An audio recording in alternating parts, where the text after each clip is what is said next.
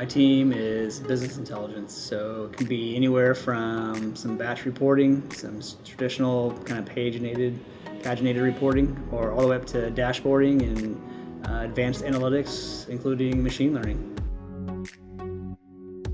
Did some work for manufacturing IT customers, and so we'll do just some end of shift or end of line or some batch type reporting to release the batch.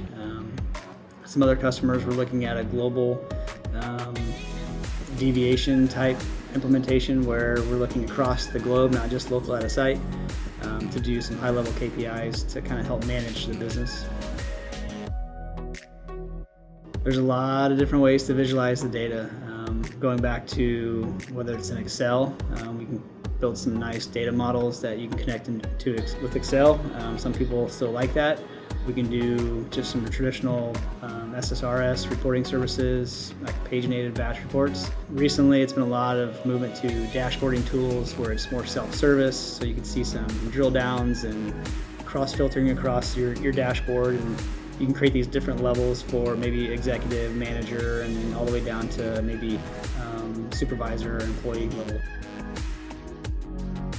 Degrees span across. We have guys with computer programming technology degrees, we have some engineers, we have just manufacturing IT folks, so degrees come in all different flavors. It's really that passion about data within the manufacturing environment. We need to know the technology side of things, obviously, but we also just need that customer-facing, that consulting piece. A great BI consultant for our team is someone that can go and own it.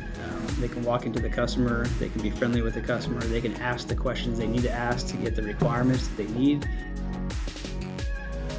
We have very talented people on our team. The younger guys just amaze me. We got a hockey player on our team, we got a musician on the team. Personally, I love to be with my family, hang out with my friends, and when it starts snowing, do some snowboarding, so all over the place.